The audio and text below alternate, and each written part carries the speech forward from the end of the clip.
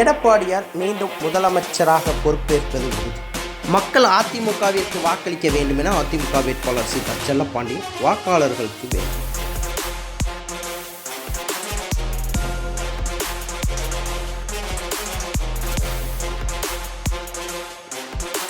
தூத்துக்குடி சட்டமன்ற தொகுதியில் அதிமுக சார்பில் முன்னாள் அமைச்சர் சீதா செல்லப்பாண்டியன் போட்டியிடுகிறார். இவர் தீவிர வாக்கு சேகரிப்பில் ஈடுபட்டு வருகின்றார். இந்த நிலையில் தூத்துக்குடி 1ஆம் கேட் காந்தி சிலை அருகே அதிமுக கூட்டணி கட்சி சார்பில் தெருமுனை பிரச்சாரமானது நடைபெற்றது. இந்த தெருமுனை பிரச்சாரத்தில் அதிமுக வேட்பாளர் சீதா செல்லப்பாண்டியன் கலந்து கொண்டு தனக்கு இரட்டை இலை சின்னத்தில் வாக்களிக்குமாறு கேட்டுக்கொண்டார். அப்பொழுது அவர் பேசுகையில், பள்ளி மாணவர்களுக்கு விலையில்லா மடிக்கணினி மற்றும் கல்வி உபகரணங்கள் வழங்கியதன் மூலம் கல்வி புரட்சியை ஏற்படுத்தியது புரட்சித் தலைவி அம்மா மற்றும் எடப்பாடியார் அரசுதான். ஏழை எளிய மக்களுக்காக மிக்சி, கிரைண்டர், ஃபேன், பிரசவ கால உதவித்தொகை, பேறுகால விடுப்பு மற்றும் குழந்தைகளுக்கு தேவையான அம்மா பெட்டகம் போன்ற உன்னதமான திட்டங்களை அதிமுக வழங்கியது. மேலும் பேருந்து நிலையங்களில் பாலூட்டும் அறைகளை அமைத்து பெண்களின் கண்ணியத்தை காத்தவர் அம்மா. கடந்த பெருவெள்ளத்தின் பொழுது திமுக எம்பி கனிமொழி மற்றும் நிர்வாகிகள் மக்களை சந்திக்காத நிலையில் அதிமுக சார்பில் 15 நாட்கள் தொடர்ந்து உணவு சமைத்து மழையால் பாதிக்கப்பட்ட மக்களுக்கு வழங்கியதாகவும், இடுப்பளவு நீரில் நடந்து சென்று தனது சொந்த செலவில் மோட்டார் மூலம் தண்ணீரை வெளியேற்றம் செய்தோம். எடப்பாடியார் நேரில் வந்து பாதிக்கப்பட்ட மக்களுக்கு தேவையான நிவாரணப் பொருட்களை லாரியாக வழங்கினார் என்றார். மேலும் விடியல் அரசு விடியல் தருகிறோம் என்று கூறி ஆட்சிக்கு வந்த ஸ்டாலின் அளித்த 625 வாக்குறுதிகளை நிறைவேற்றாமல் மக்களை ஏமாற்றிவிட்டார். தற்பொழுது தமிழகத்தில் கஞ்சா மற்றும் போதைப் பொருட்களின் புழக்கம் அதிகரித்துள்ளது. பள்ளி மாணவர்கள் கூட போதைக்கு அடிமையாகும் அவல நிலை ஏற்பட்டுள்ளது என குற்றம் சாட்டிய அவர், அதிமுக ஆட்சியில் கொண்டு வரப்பட்ட திட்டங்கள் முடக்கப்பட்டுள்ளதாக அவர் தெரிவித்தார். இந்த தேர்தலில் வெற்றி பெற்று எடப்பாடியார் மீண்டும் முதலமைச்சராக பொறுப்பேற்பது உறுதி என்றும் மக்கள் அதிமுகவிற்கு வாக்களிக்க வேண்டும் என்றார்.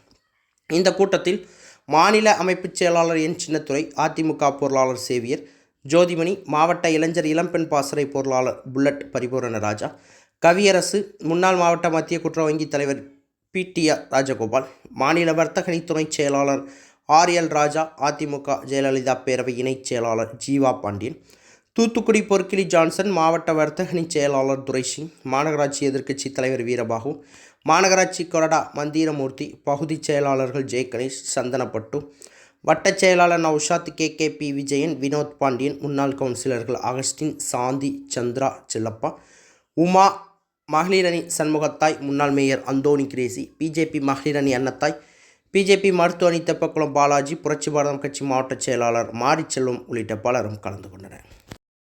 எம்ஜிஆர் புரட்சி தலைவி அம்மா, அதுக்கப்புறம் இன்னைக்கு இந்த ஊரு அங்கங்க மின்ன ரோடு தண்ணி அதுபோல விளக்கெல்லாம் இன்னைக்கு மின்னிக்கிட்டு இருக்கிறது காரணம் அண்ணன் எடப்பாடியார்.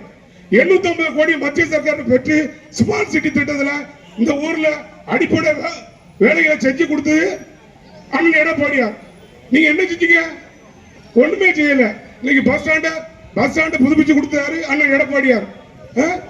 நீங்க எந்த திட்டத்தையும் இந்த ஊருக்கு செய்யல. நீங்க என்ன செஞ்சீங்கன்னு சொல்லுங்க, எங்க வேட்பாளர் அதுக்கு பதில் சொல்வார்.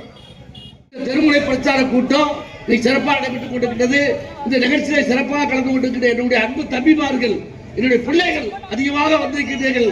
உங்கள் அத்துணை பிள்ளைகளுக்கும் என்னுடைய நெஞ்சாக நன்றியை தெரிவித்துக் கொண்டு, இன்னைக்கு பாத்தீங்கன்னா காலையில கூட ஒரு டிவியில எடுப்போம் கேட்டாங்க, அதாவது நாங்க ஓட்டு போறதுக்கு எங்களுக்கு தகுதி எடுத்துட்டு நாங்க ஓட்டு போட போறோம், வாக்களிக்க போறோம், ஏன் உங்களுக்கு வாக்களிக்கணும்னு கேட்டாங்க.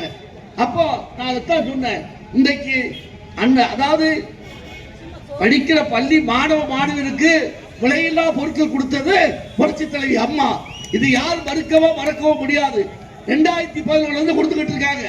அது மட்டும் இல்ல, அந்த பிள்ளைகள் நல்ல கல்வி கற்கணும்னு அவனுக்கு லேப்டாப் மடிக்கணினி கொடுத்தாங்களா? எல்லாரும் வாங்கினீங்களா? நம்ம பிள்ளைகளா வாங்கிச்சு.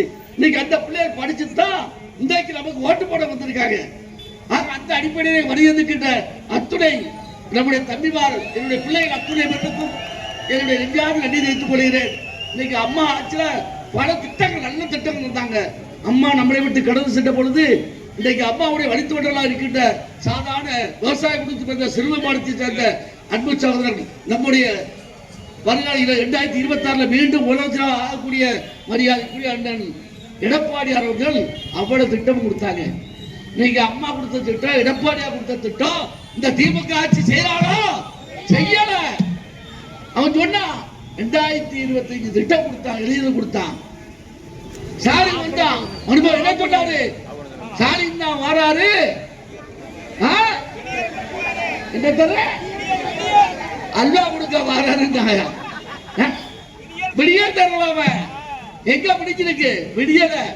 நீ ஒரு பெட்டி வச்சிய, நான் பிறகு வச்சுனாலும் திறப்பேன், திறந்து அதை பார்த்து அதுல நீங்க என்ன எழுதிக்கிறதோ அதை உங்களுக்கு செய்வேன்.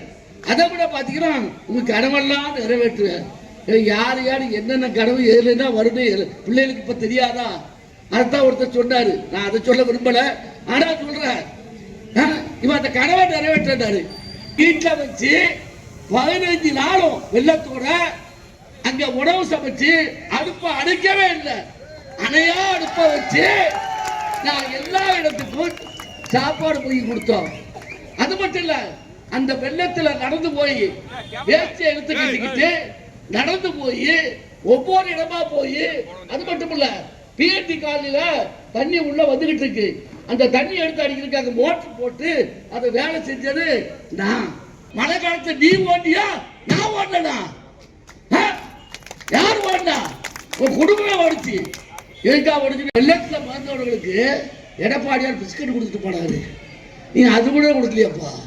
அட பாவி, லாரி நிறைய பொருட்களை ஏற்றி எங்க மாவட்ட செயலாளர் லாரி நிறைய பொருட்களை ஏற்றி வெள்ளம் வந்த உடனே